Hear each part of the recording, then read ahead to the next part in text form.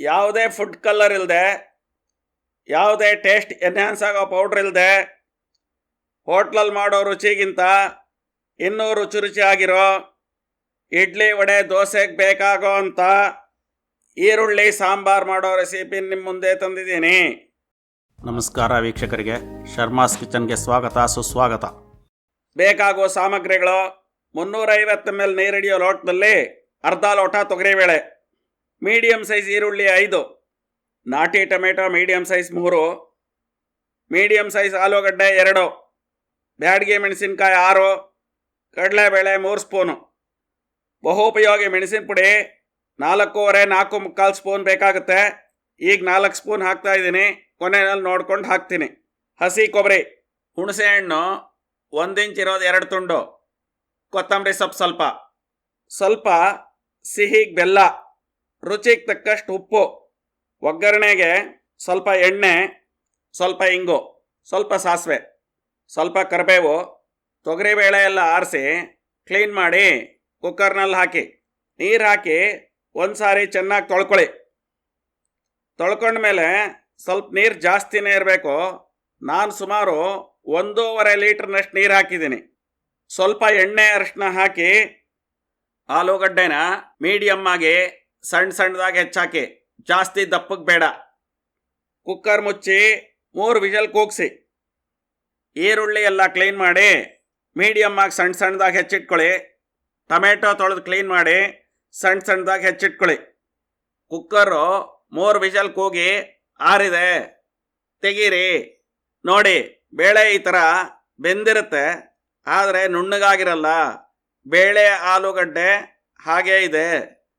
ಅದಕ್ಕೇನೆ ಬೇಳೆ ಜೊತೆನಲ್ಲಿ ಆಲೂಗಡ್ಡೆ ಹಾಕ್ಸಿ ಮೊದಲು 3 ವಿಷಲ್ ಕೂಗಿಸಿರೋದು.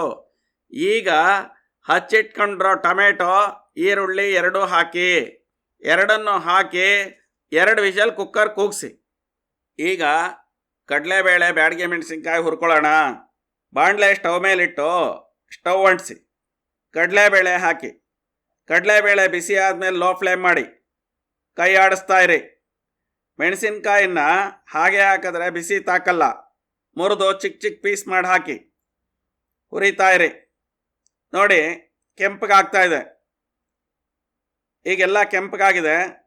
ಸ್ಟವ್ ಆರಿಸಿ ಒಂದು ಸಾರಿ ಎಲ್ಲ ಕಲಕಿ ಆರಕ್ಬಿಡಿ. ಆರದ ಮೇಲೆ ನೋಡಿ, ಆಗಲೇಗಿಂತ ಕೆಂಪಗೆ ಚೆನ್ನಾಗಿ ಕಾಣ್ತಾ ಇದೆ. ಈ ಥರ ಹುರ್ಕೋಬೇಕು. ಈಗ ಹುರಿದ ಸಾಮಗ್ರಿ ಆರಿದೆ. ಮಿಕ್ಸಿಗೆ ಹುರಿದ ಕಡಲೆಬೇಳೆ, ಮೆಣಸಿನ್ಕಾಯಿ, ಹುಣಸೆಹಣ್ಣು, ಮೆಣಸಿನ ಪುಡಿ, ಹಸಿ ಕೊಬ್ಬರಿ ಹಾಕ್ಕೊಂಡು ಸ್ವಲ್ಪ ನೀರು ಹಾಕಿ ನುಣ್ಣಗೆ ಚೆನ್ನಾಗಿ ರುಬ್ಕೋಬೇಕು. ನೋಡಿ, ಈಗ ನುಣ್ಣಗಾಗಿದೆ. ಈ ಥರ ನುಣ್ಣಗಿರಬೇಕು. ಸಾಂಬಾರು ಮಾಡೋಕ್ಕೆ ಒಂದು ದೊಡ್ಡ ಪಾತ್ರೆ ತಗೊಂಡು ಅದಕ್ಕೆ ರುಬ್ಕೊಂಡಿರೋದನ್ನು ಹಾಕಿ, ಮಿಕ್ಸಿಗೆ ನೀರು ಹಾಕಿ ತೊಳೆದು ಎಲ್ಲ ಸಾಂಬಾರು ಪಾತ್ರೆಗೆ ಸೇರಿಸಿ ಸೌಟಿಂದ ಒಂದು ಸಾರಿ ಚೆನ್ನಾಗಿ ಕಲಸಿ. ಸಾಂಬಾರು ಪಾತ್ರೆಗೆ ಕುಕ್ಕರಲ್ಲಿ ಬೇಯಿಸಿರೋ ಮೇಲ್ಗಡೆ ಇರೋ ನೀರನ್ನು ಸ್ವಲ್ಪ ಬಗ್ಸಿ ಒಂದು ಸಾರಿ ಸೌಟಿಂದ ಕಲಸಿ. ಆಮೇಲೆ ಕುಕ್ಕರ್ನಲ್ಲಿ ಬೇಯಿಸಿರೋ ಆಲೂಗಡ್ಡೆ, ಟೊಮೆಟೊ, ಈರುಳ್ಳಿ, ಬೇಳೆನ ಅದಕ್ಕೆ ಬಗ್ಸಿ ಸ್ಟವ್ ಅಂಟಿಸಿ ಕುಕ್ಕರ್ನೆಲ್ಲ ತೊಳೆದು ಆ ನೀರಿನ ಸಾಂಬಾರು ಪಾತ್ರೆಗೆ ಸೇರಿಸ್ಕೊಳ್ಳಿ. ರುಚಿಗೆ ತಕ್ಕಷ್ಟು ಉಪ್ಪು ಹಾಕಿ, ಸಿಹಿಗೆ ಬೆಲ್ಲ ಸ್ವಲ್ಪ ಹಾಕಿ ಆಗಾಗ ಕಲಕ್ತಾ ಇರಿ.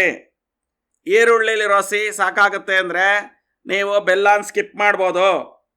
ಬೆಲ್ಲ ಹಾಕೋದ್ರಿಂದ ಉಪ್ಪು, ಖಾರ, ಹುಳಿ ಎಲ್ಲ ಬ್ಯಾಲೆನ್ಸ್ ಆಗಿ ರುಚಿ ಚೆನ್ನಾಗಿರುತ್ತೆ.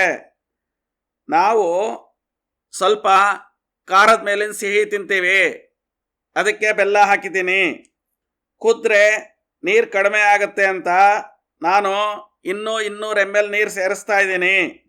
ಒಟ್ಟು ನಾನಿದಕ್ಕೆ 3.5 ಇಂದ 3.25 ಲೀಟ್ರಷ್ಟು ನೀರನ್ನು ಅಳೆದು ಹಾಕಿದ್ದೀನಿ. ರುಬ್ಕೊಂಡಿರೋದು ಎಲ್ಲ ಸೇರಿ. ನೀವು ಕೂಡ ಈ ರೀತಿ ಅಳತೆ ಮಾಡಿ ಹಾಕ್ಕೊಂಡು ಈ ಸಾಂಬಾರನ್ನ ಮಾಡ್ಬೋದು, ತುಂಬ ಚೆನ್ನಾಗಿ ಬರುತ್ತೆ. ನೋಡಿ, ಈ ಕುದಿಯೋಕ್ಕೆ ಸ್ಟಾರ್ಟ್ ಆಗ್ತಾ ಇದೆ. 10 ನಿಮಿಷ ಚೆನ್ನಾಗಿ ಕುದೀಲಿ. ಇದನ್ನು ಒಟ್ಟು 15 ನಿಮಿಷ ಕುದಿಸ್ಬೇಕು.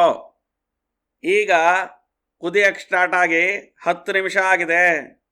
ಒಂದು ಬಟ್ಲಲ್ಲಿ ಹಾಕಿ ದೇವ್ರಿಗೆ ತೋರಿಸಿ ಮತ್ತದನ್ನು ತೊಗೊಂಬಂದು ಪಾತ್ರೆಗೆ ಸೇರಿಸಿ 1-2 ಸ್ಪೂನ್ನಷ್ಟು ಬಟ್ಲಲ್ಲಿ ಹಾಕಿ ಆರಿಸಿ ರುಚಿ ನೋಡಿ.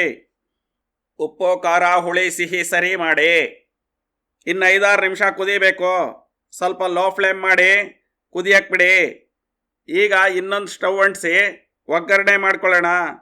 ಒಂದು ಬಾಣಲೆ ಒಲೆ ಮೇಲಿಟ್ಟು ಸ್ವಲ್ಪ ಎಣ್ಣೆ ಹಾಕಿ, ಎಣ್ಣೆ ಕಾದ್ಮೇಲೆ ಸ್ವಲ್ಪ ಹಿಂಗೆ ಹಾಕಿ, ಸಾಸಿವೆ ಹಾಕಿ. ಸಾಸಿವೆ ಚಟ್ಕುಟ್ಟವಾಗ 1 ಸ್ಪೂನ್ನಿಂದ ಅದನ್ನು ಕಲಕಿ. ಎಲ್ಲ ಚಟ್ಕುಟ್ಟದ ಮೇಲೆ ಕರಿಬೇವು ಹಾಕಿ. ಒಗ್ಗರಣೆ ತೆಗೆದು ಸಾಂಬಾರು ಪಾತ್ರೆಗೆ ಹಾಕಿ.